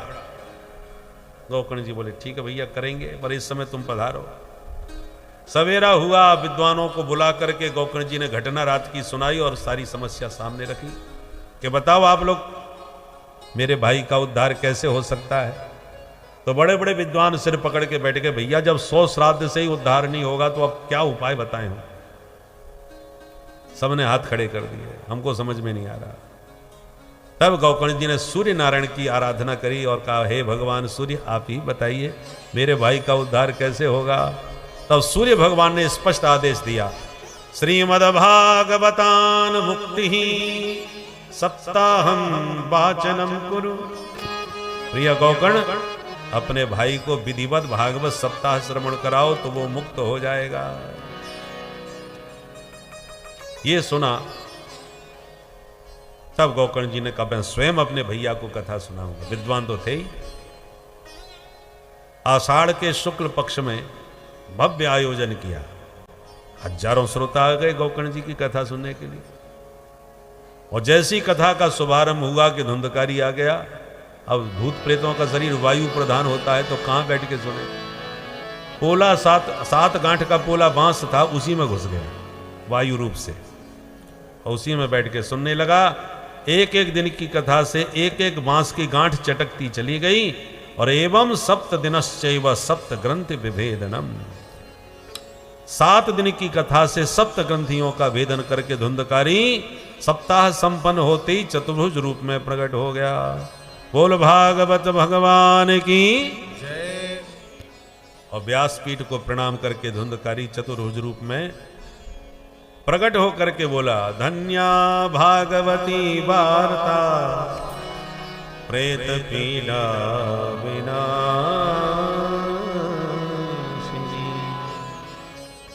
धन्य है ये भागवत की कथा जिसने मेरे जैसे पापी प्रेत को भी पवित्र कर दिया। आज मुक्त कंठ गौरव गाथा गाई भागवत की धुंधकारी ने। एक अलौकिक विमान आकाश मंडल से आया, भगवान के पार्षदों ने हाथ पकड़ के धुंधकारी को उसमें बैठाया।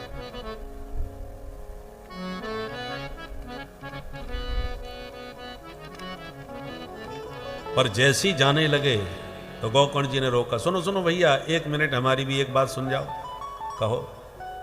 बोले, अत्रैव बहवः सन्ति श्रोतारो मम निर्मलाः आनि तानि विमानानि न तेषां युगपत् कुतः। भैया, यदि कथा सुनने से ही मेरे भाई का उद्धार हुआ है तो कथा तो हजारों श्रोताओं ने सुनी है। इन सबके लिए आप लोग विमान क्यों नहीं लाए भाई? ये भेदभाव पक्षपात क्यों कर रहे हैं आप लोग? कथा का फल सबको बराबर मिलना चाहिए। इसका कारण क्या है, बस ये बता दो। भगवान के पार्षद मुस्कुरा के बोले, भैया श्रवणम तु कृतम सर्वैः न तथा मननम कृतम श्रवणस्य विभेदेन फल भेदो संस्थितः। कथा सबने सुनी, पर श्रोता 3 प्रकार के होते हैं। एक होते हैं श्रोता, एक होते हैं सरोता, एक होते हैं सोता। श्रोता उसे कहते हैं जो कान लगा के ध्यान से सुनते हैं, सुनने के बाद उस पर चिंतन करते हैं, चिंतन करने के बाद उसे अपने जीवन में उतारते हैं, अपने जीवन में ढालते हैं, उसको श्रोता कहते हैं। दूसरे होते हैं सरोता, वो आते जरूर हैं कथा में पर कथा कम सुनते हैं, इधर उधर की बातें ज्यादा करते हैं, काट छांट ज्यादा करते हैं। उनके यहाँ गए थे कथा में, बड़ी जोरदार व्यवस्था थी, यहाँ ठीक ठाक है, बाकी ये कमी है, अभी वो कमी है, मानो कोई ना कोई इधर उधर की काट छांट करी, बाकी उनको कथा से दूर दूर तक मतलब नहीं होता, केवल टाइम पास करते। और तीसरे और जोरदार होते हैं, उनका नाम है सोता। किसी खंबे से पीठ लगाई, इधर कथा प्रारंभ, उधर खर्राटे प्रारंभ, और जहां कथा संपन्न भई, बोल बंसी वारे की सोई झक्की खुल गई। अरे वाह, क्या आनंद आ रहा है। प्रसाद लिया और चल दिए। किसी ने कहा कहां से आ रहे हो? बोले सब कथा सुन के आ रहे हैं, बड़ी जोरदार कथा हो रही है। हमारा नियम है कहीं भी कथा हो हम छोड़ते नहीं है। अच्छा, बहुत जोरदार कथा है। बोले गजब की कथा है। आज कौन सा प्रसंग था? बोले ये क्यों बताएं, हम खुद जा करके सुनो ना, हमसे क्या पूछ रहे हो?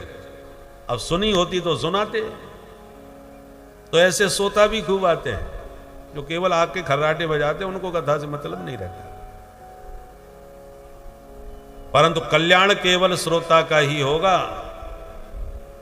तो धुंधकारी ने कल्याण की भावना से कथा सुनी, बाकी तो तुम्हारे सब श्रोता टाइम पास करने आए थे। ऐसा कह करके धुंधकारी को लेके चले गए। अब बाकी श्रोता सुन के उदास हो गए। गोकर्ण जी बोले, ये दास बैठा है, आप उदास मत होइए, हम दोबारा कथा सुनाएंगे। और दूसरी बार जब कथा करी गोकर्ण जी ने श्रावण शुक्ल में, तो सभी श्रोता इतने सजग होकर के कथा सुने कि दूसरी कथा का 7वां दिन जब संपन्न हुआ तो जितने श्रोता उतने विमान प्रकट हो गए। साक्षात भगवान ने प्रकट होकर के गोकर्ण को उठा के हृदय से लगा लिया। और जैसे राम जी सभी अवधपुर वासी अपनी प्रजा को लेके साकेत धाम गए थे, ऐसे गोकर्ण जी अपने सभी श्रोताओं को साथ में लेके भगवान के परम पद को प्राप्त हो गए। अयोध्या वासिन पूर्वम यथा रामेण संगता तथा कृष्णेन ते नीता गोलोकं योगी दुर्लभम। अब तुम ही बताओ नारद जी, जब धुंधकारी जैसा नंबर 1 का महापापी प्रेत योनि में भी तर गया, तो छोटे मोटे कोई पापी तर जाए कथा सुन के, तो उसमें कौन आश्चर्य की बात है। हाँ, कथा श्रवण की विधि का पालन करना चाहिए। सबसे पहले किसी विद्वान से बढ़िया मुहूर्त निकलवाओ, फिर किसी विद्वान को ला करके व्यास गद्दी पर बैठाओ। व्यास गद्दी पर जब वक्ता बैठ जाए तो उसे साक्षात व्यासनंदन सुखदेव जी के रूप में ही देखो, उसी भाव से उसका पूजन अर्चन करो, उससे प्रार्थना करनी चाहिए। सुखरूप प्रबोधज्ञ सर्वशास्त्र विशारद एतत् कथा प्रकाशेन मदज्ञानम विनाशय। हे सुखदेव जी महाराज, आप इस महापुरुष की वाणी से हमें ऐसा दिव्य उपदेश सुनाइए कि जन्म जन्मांतर का हमारा अज्ञान रूपी अंधकार मिट जाए, हमारे भीतर ज्ञान का प्रकाश उदय हो जाए। इस प्रार्थना से व्यास गद्दी का पूजन करें। और वक्ता का चयन करने में बहुत सावधानी रखें। वक्ता कैसा होना चाहिए? वैराग्य जिसके भीतर भरा हो, वैष्णव हो, भगवान का भक्त हो, और विप्र देह हो, शरीर से मन जन्म से भी विप्र हो और कर्म से भी विप्र हो, न वर्ण संकर हो न कर्म संकर। ऐसा वक्ता, क्योंकि ब्रह्म विद्या का उपदेश किसी ब्राह्मण की वाणी से ही फलीभूत होता है। शुद्ध गाय के दूध का बढ़िया मेवा डाल करके खीर बनाई, रबड़ी जैसी घोंट करके, केसर डाल के, और जब कोई बर्तन नहीं मिला परोसने के लिए कि किसमें पवाएं महाराज जी को, तो एक खोपड़ी पड़ी मिल गई, उसी को रगड़ के गंगा जी में चमका करके फिर उसमें परोस करके देती। महाराज लगाओ भोग। क्या है? बोले महाराज गाय के दूध की बढ़िया खीर है, रबड़ी जैसी। बोले जी बर्तन कहाँ से लाए? बोले महाराज अब जंगल में बर्तन कहीं मिला ही नहीं, तो हमको एक खोपड़ी मिल गई, उसी को चमका के रगड़ के महाराज गंगा जी में साफ करके लाया हूं, कहीं कोई गड़बड़ नहीं है। तो बताओ महाराज जी भोग लगाएंगे? कदापि नहीं। चाहे जितनी बढ़िया खीर हो तुम्हारी, परंतु अपवित्र पात्र में कोई नहीं पाता। पदार्थ कितना भी दिव्य हो, पात्र भी पवित्र होना चाहिए, तभी वह ग्राह्य होता है। उसी प्रकार ब्रह्म विद्या है, विद्वान होने के साथ साथ विप्रवाणी से उस ब्रह्म विद्या का श्रवण करना चाहिए, जो कर्म से भी विप्र हो और जन्म से भी विप्र हो। ऐसे ब्राह्मण की वाणी से जब ब्रह्म विद्या का उपदेश सुनोगे, तब उसका परिणाम फलीभूत होगा। इसलिए विरक्तो वैष्णवो विप्रो वेद शास्त्र विशुद्ध कृत दृष्टांत कुशलो धीरो वक्ता कार्योति निष्प्रिय। ये लक्षण वक्ता के बतलाए। ऐसे विद्वान ब्राह्मण से कथा सुननी चाहिए, जो समझाने में भी निपुण हो, दृष्टांत कुशल हो। नहीं तो विद्वान बहुत हो, समझाना ना आवे तो सब गड़बड़ हो जाएगा, पल्ले ही नहीं पड़ेगा कुछ। दृष्टांत पटु हो। कथा का जब विश्राम होवे तो सभी श्रोताओं को हरिनाम संकीर्तन प्रेम से ताली बजा के करना चाहिए। कीर्तन की बात सुन के नारद जी खुश हो गए। तुरंत नारद जी ने बीणा पर छेड़ दिया राग मालकोश। तो प्रहलाद जी प्रकट होकर ताली बजाते हुए कीर्तन में सम्मिलित हो गए। उद्धव जी मजीरा बजाते हुए आ गए। अर्जुन मधुर स्वरों से अलाप भरने लगे स्वरों का। तो देवराज इंद्र ने प्रकट होकर मृदंग बजाना प्रारंभ कर दिया। सनकादिक जय जयकार करने लगे और भक्ति मैया ज्ञान वैराग दोनों पुत्रों को हाथ पकड़ के खड़ी होकर के ताता थैया थिरकने लगी, नाचने लगी। गायनम वादनम नृत्यम त्रयः संगीत मुच्यते। गायन वादन और नृत्य तीनों को मिला के संगीत कहा जाता है। तो हरिनाम संकीर्तन दिव्य संगीत के साथ प्रारंभ हो गया। सभी श्रोता झूम उठे, नाच उठे और गा उठे। ब्रह्मा जी ब्रह्माणी के साथ भागे चले आए, भोले बाबा भवानी के साथ भागे आए। और भगवान नारायण की तो प्रतिज्ञा है, मद भक्ता यत्र गायंती तत्र तिष्ठामि नारद। लक्ष्मी नारायण भी प्रकट होकर के कीर्तन का आनंद लेने लगे। अब आइए हम और आप भी प्रेम से हरि नाम संकीर्तन करें। दोनों हाथ से ताली बजाते हुए मस्ती में। कल से ठीक आप 3 बजे पुनः पधारें, क्योंकि 6 बजे के बाद थोड़ा अंधकार चालू हो जाता है, तो जो दूर से श्रोता आएंगे वो भी समय पर अपने गंतव्य तक पहुंच जाएं। इसलिए ठीक 3 बजे आप लोग आने का प्रयास करें, क्योंकि 3 से जितना विलंब होगा उतना ही हमको 6 के बाद विलंब करना पड़ेगा। इसलिए आप लोग समय का ध्यान रखते हुए पधारें, तो ताकि समय पर ही कथा को प्रारंभ किया जा सके। बोल भागवत भगवान की जय।